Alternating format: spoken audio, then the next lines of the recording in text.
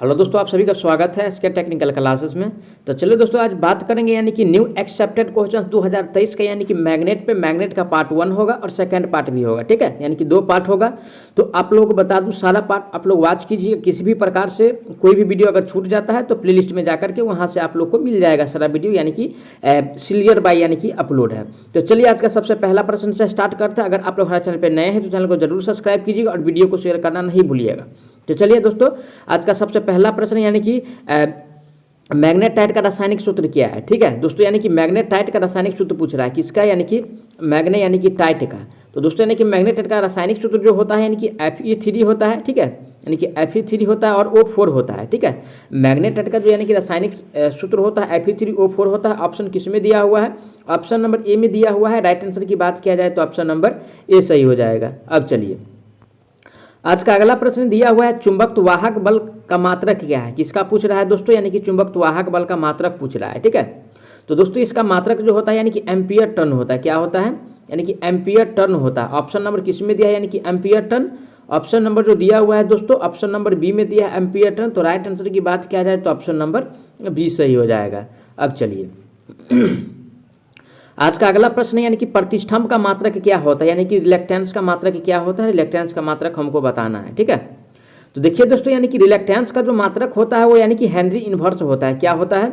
यानी कि Henry inverse होता है। ठीक है, तो ऑप्शन नंबर किस में दिया है? Henry inverse. तो ऑप्शन नंबर जो दिया हुआ है दोस्तों, ऑप्शन नंबर डी में दिया है। राइट आंसर की बात किया जाए तो ऑप्शन नंबर डी हो जाएगा। और ये जो है दोस्तों किसका है? यानी कि हेनरी जो दिया है किसका है? यानी कि इंडक्टेंस का है। ये जो दोस्तों यानी कि हेनरी जो दिया है किसका? इंडक्टेंस का है। और ये चुंबकत्व वाहक बल का है। ठीक है, अब चलिए, आज का अगला प्रश्न है परमियंस बराबर यानी कि वाट। ठीक है, तो दोस्तों यानी कि परमियंस बराबर क्या होता है हमको बताना है। तो दोस्तों यानी कि परमियंस बराबर जो होता है वो आपको यानी कि 1 बटा प्रतिष्ठम्भ होता है, यानी कि 1 बटा रिलेक्टेंस होता है। ऑप्शन नंबर किस में दिया है? 1 बटा रिलेक्टेंस। ऑप्शन नंबर जो दिया हुआ है दोस्तों यानी कि सी में दिया हुआ है। राइट आंसर की बात किया जाए तो ऑप्शन नंबर सी सही हो जाएगा। अब चलिए, आज का नेक्स्ट प्रश्न है यानी कि परमियंस डैश के बराबर है। तो सिंपल प्रश्न, इसको स्किप करते हैं। आज का अगला प्रश्न है चुंबक के कितने ध्रुव होते हैं। ठीक है, यानी कि समझिए दोस्तों ये क्या है? यानी कि मैग्नेट है। ठीक है, और मैग्नेट है और इस साइड यानी कि नॉर्थ पोल है और एक साइड यानी कि साउथ पोल है। तो दोस्तों वही पूछ रहा है कि ध्रुव कितने होते हैं। तो एक हो गया ये, और ये जो हो गया यानी कि दूसरा हो गया। ठीक है, तो इसमें यानी कि टोटल ध्रुव की संख्या कितना है? तो 2 है, एक नॉर्थ और एक साउथ। ठीक है, तो राइट आंसर ऑप्शन किस में दिया है? तो ऑप्शन नंबर बी में दिया है। करेक्ट आंसर की बात किया जाए तो ऑप्शन नंबर बी सही हो जाएगा। ठीक है, अब चलिए, आज का अगला प्रश्न, 1 वेबर बराबर क्या होता है, यानी कि डैश है। देखिए दोस्तों, यानी कि 1 वेबर बराबर जो होता है यानी कि 10 के पावर 8 मैक्सवेल होता है। क्या होता है? 10 के पावर 8 यानी कि मैक्सवेल होता है। ऑप्शन नंबर किस में दिया हुआ है? ऑप्शन नंबर सी में दिया है 10 के पावर 8 मैक्सवेल। तो राइट आंसर की बात किया जाए तो ऑप्शन नंबर सी हो जाएगा। अब चलिए, आज का अगला प्रश्न, 1 वेबर प्रति मीटर स्क्वायर बराबर क्या होता है, यानी कि 1 वेबर प्रति मीटर स्क्वायर बराबर क्या होता है वो हमको बताना है। तो दोस्तों यानी कि 1 वेबर, ठीक है, प्रति यानी कि मीटर स्क्वायर बराबर जो होता है यानी कि 1 टेस्ला होता है। क्या होता है? 1 टेस्ला होता है। तो ऑप्शन नंबर किस में दिया है? 1 टेस्ला। तो ऑप्शन नंबर यानी कि ए में दिया हुआ है 1 टेस्ला। तो राइट आंसर की बात किया जाए तो ऑप्शन नंबर यानी कि इसका ए सही हो जाएगा। ठीक है, अब चलिए, आज का अगला प्रश्न है यानी कि चुंबक के दोनों ध्रुव की ध्रुवीय सामर्थ्य होती है। ठीक है, यानी कि जो पोल होता है चुंबक का, जो यानी कि मैग्नेट का पोल होता है, देखिए ये यानी कि नॉर्थ पोल है और ये साउथ पोल है। तो दोनों का दोस्तों यानी कि हमको यानी कि इसमें पूछ रहा है क्वेश्चन में सामर्थ्य क्या होता है। ठीक है, यानी कि पोल स्ट्रेंथ क्या होता है। तो दोनों का जो दोस्तों यानी कि पोल स्ट्रेंथ होता है यानी कि इक्वल होता है। क्या होता है?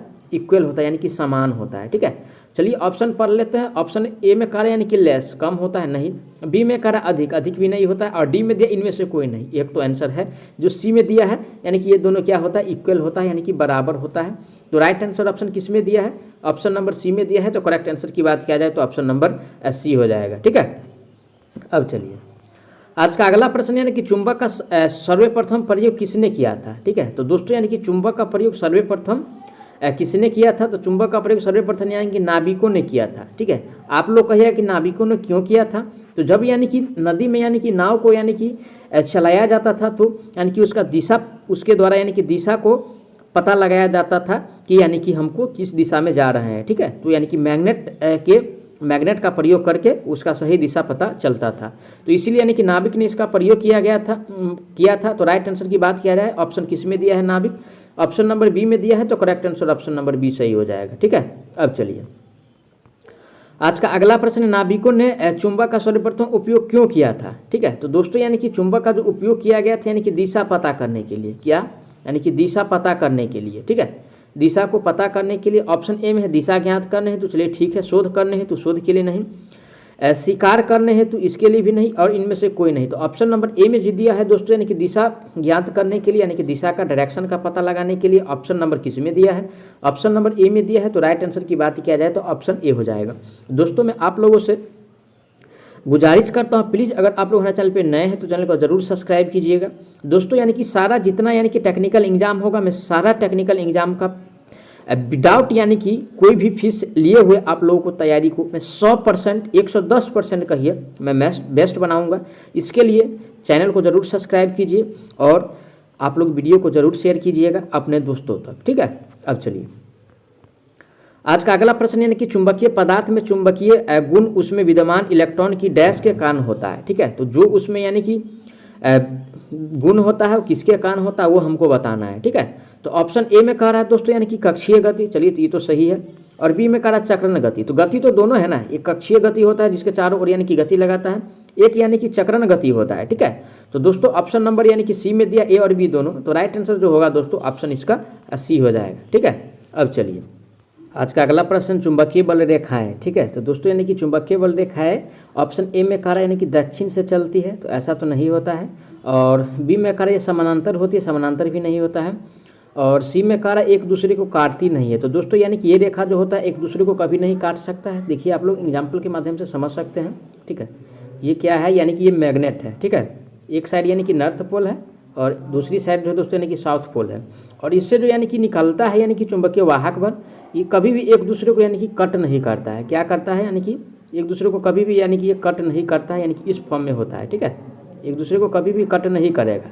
और दोस्तों यानी कि ये जो निकलता है, ठीक है, यानी कि नॉर्थ से यानी कि साउथ जाता है। ठीक है, बाहर जब आता है तो नॉर्थ से साउथ जाता है, और जब अंदर रहता है तो दोस्तों यानी कि साउथ से नॉर्थ होता है। तो ये क्वेश्चंस आपको एग्जाम में बनेगा ही बनेगा मैग्नेट से, जिसको ध्यान से समझिए।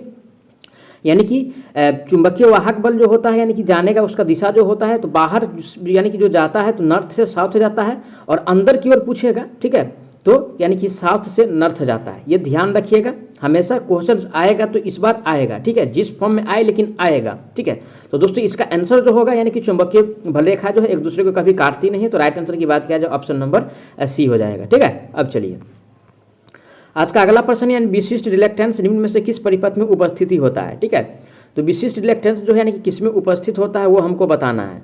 ठीक है, तो चलिए ऑप्शन ए में दिया है यानी कि विद्युत परिपथ में, ऑप्शन ए में दिया है दोस्तों यानी कि विद्युत परिपथ में, बी में दिया है चुंबकीय परिपथ में। ठीक है, और सी में दिया हुआ है दोस्तों आपको, सी में जो दिया हुआ है ए और बी दोनों में, और डी में दिया हुआ है इनमें से कोई नहीं। उससे पहले हम बता दें, प्लीज़ अगर आप लोग हमारे चैनल पे नए हैं तो चैनल को जरूर सब्सक्राइब कीजिएगा और वीडियो को दोस्तों शेयर करना नहीं भूलिएगा। ठीक है, क्योंकि आप लोगों के लिए हम अच्छा कंटेंट ला रहे हैं एग्जाम के लिए। ठीक है, आपका एग्जाम आसानी से यानी कि कोई दिक्कत नहीं होगा एग्जाम में जाइएगा तो क्वेश्चन सॉल्व करने में।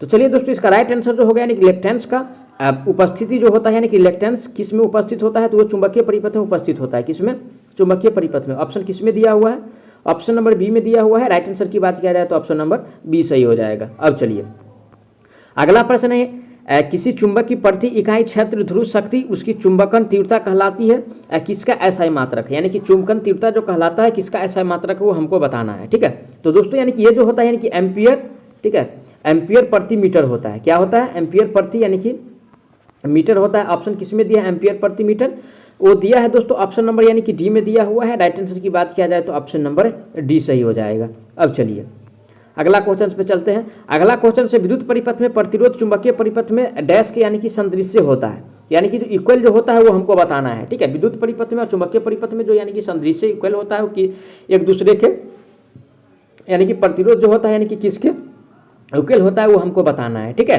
तो दोस्तों ये जो इक्वल होता है यानी कि रिलेक्टेंस के इक्वल होता है। किसके, ये रिलेक्टेंस के इक्वल होता है। ऑप्शन नंबर किस में दिया है, रिलेक्टेंस, ऑप्शन नंबर जो दिया हुआ है यानी कि बी में दिया हुआ है। राइट आंसर की बात किया जाए तो ऑप्शन नंबर बी सही हो जाएगा। ठीक है, अब चलिए नेक्स्ट क्वेश्चन पे चलते हैं। नेक्स्ट क्वेश्चन से यानी कि टेस्ला डैश का मात्रक है। तो दोस्तों यानी कि टेस्ला जो यानी कि मात्रक है वो यानी कि फ्लक्स डेंसिटी का है। किसका है? फ्लक्स यानी कि डेंसिटी का है। ऑप्शन नंबर किस में दिया है? Flux density.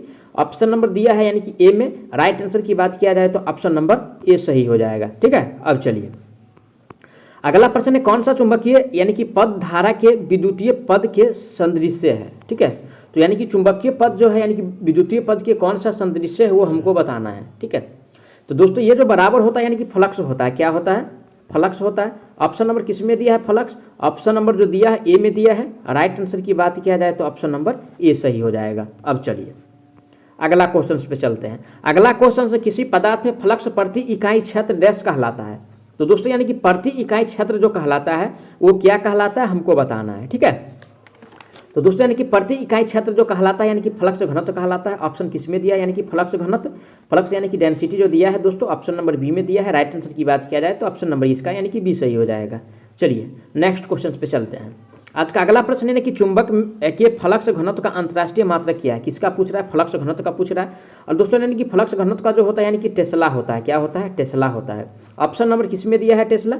Option number C में दिया हुआ है। राइट आंसर की बात किया जाए तो ऑप्शन नंबर यानी कि सी सही हो जाएगा। अब चलिए अगला क्वेश्चन पे चलते हैं। अगला क्वेश्चन से आज का यानी कि किसी चुंबकीय पदार्थ में फ्लक्स घनत्व बी के चुंबकीय बल बी एच से पीछे की घटना क्या कहलाती है। दोस्तों यानी कि बी जो है एच से जब यानी कि पीछे रहता है तो ये जो घटना कहलाता है वो यानी कि हिस्टेरेसिस कहलाता है। क्या कहलाता है? हिस्टेरेसिस कहलाता है। ऑप्शन नंबर किस में दिया यानी कि हिस्टेरेसिस? तो ऑप्शन नंबर यानी कि ए में दिया है चुंबकीय हिस्टेरेसिस। तो राइट आंसर की बात किया जाए तो ऑप्शन नंबर इसका ये सही हो जाएगा। ठीक है, अब चलिए अगला क्वेश्चन पे चलते हैं। आज का अगला क्वेश्चन दिया है यानी कि किसी चुंबकीय पदार्थ की चुंबकत्व ग्रहण करने की योग्यता डैश कहलाती है। तो दोस्तों यानी कि जो यानी कि ग्रहण करता है वो क्या कहलाता है हमको बताना है। ठीक है, तो दोस्तों ये जो होता है यानी कि धारणशीलता होता है। क्या होता है? रिटेंटिविटी होता है। ठीक है, रिटेंटिविटी। ऑप्शन नंबर किस में दिया है? ऑप्शन नंबर जो दिया हुआ है दोस्तों यानी कि बी में दिया हुआ है। करेक्ट आंसर की बात किया जाए तो ऑप्शन नंबर इसका बी सही हो जाएगा। मैं आशा करता हूं दोस्तों आप लोग सारा प्रश्न को अच्छा से समझे होंगे। कोई भी प्रश्न में किसी प्रकार का डाउट है तो आप लोग कमेंट जरूर कीजिएगा, आपको जवाब बहुत जल्द मिलने वाला है। साथ ही साथ अगर आप लोग हमारे चैनल पर नए हैं तो चैनल को जरूर सब्सक्राइब कीजिए और अपने दोस्तों तक जरूर वीडियो को पहुंचाइए।